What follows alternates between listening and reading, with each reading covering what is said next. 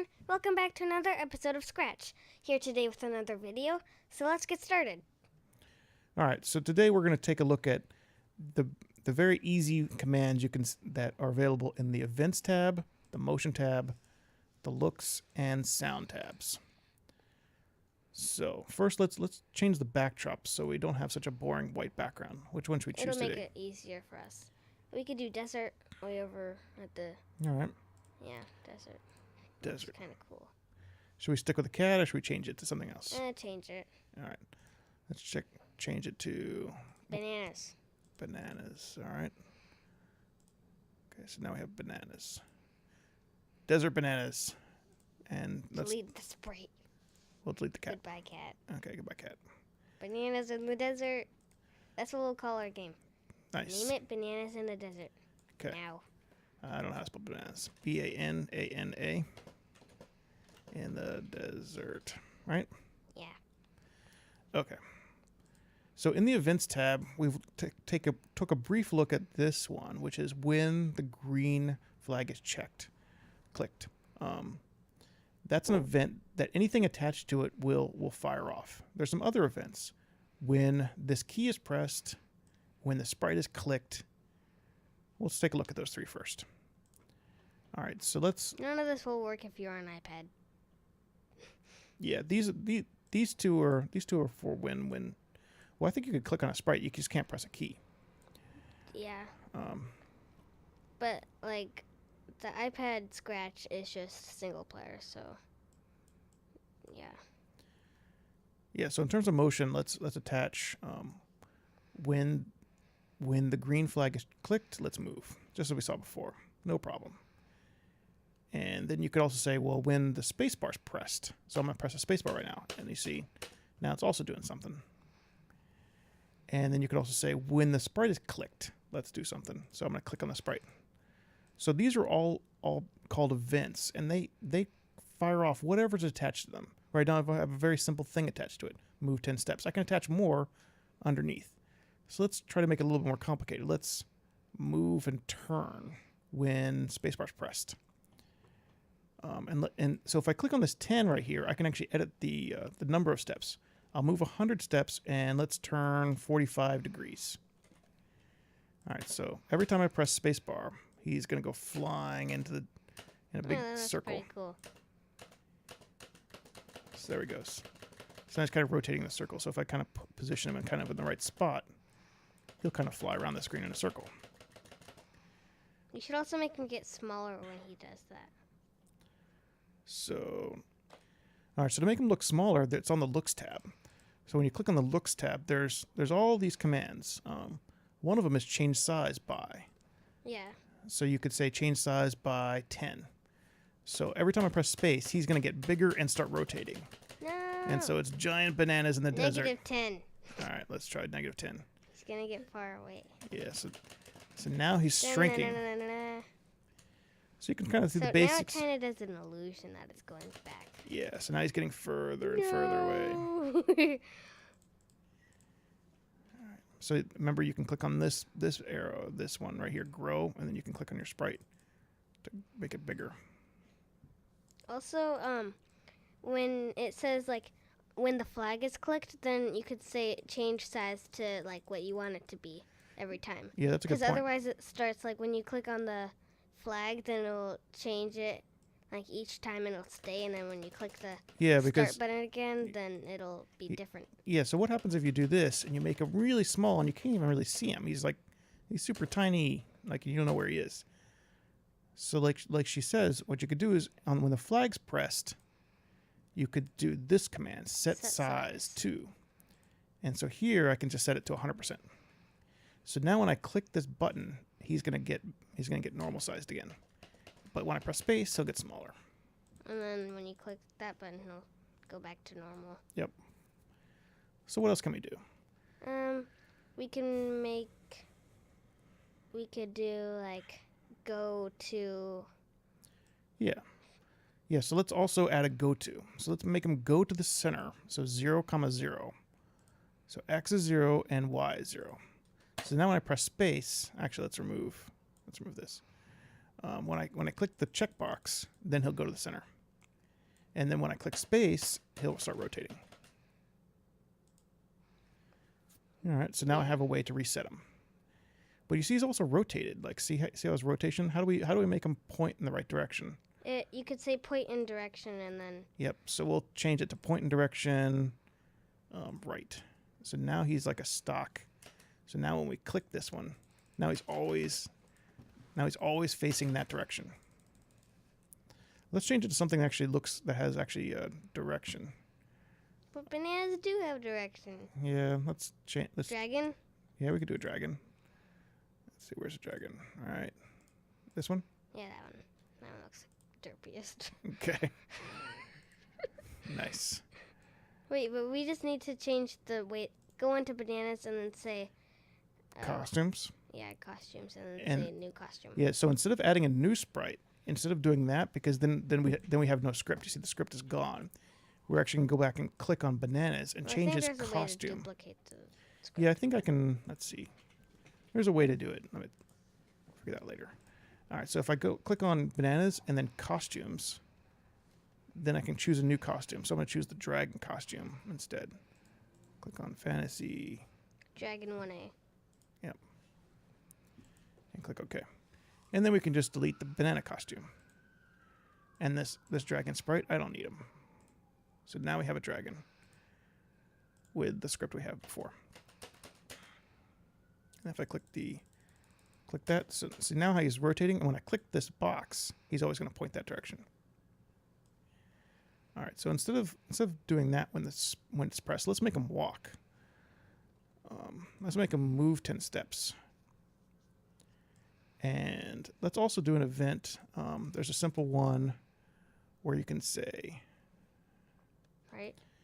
Yeah. So let's change instead of space being moving when your space is pressed. We could add a sound. Yeah. Let's go add a sound. So let's see, animals maybe. Well, they aren't animals; they're extinction. Yeah, that's true. What would it be? I don't know. Well, they are animals. Is there a dragon? They're mythical. I don't know if there's a dragon one that's stock. We could just make our own. Yeah, we could, but I'll do roar.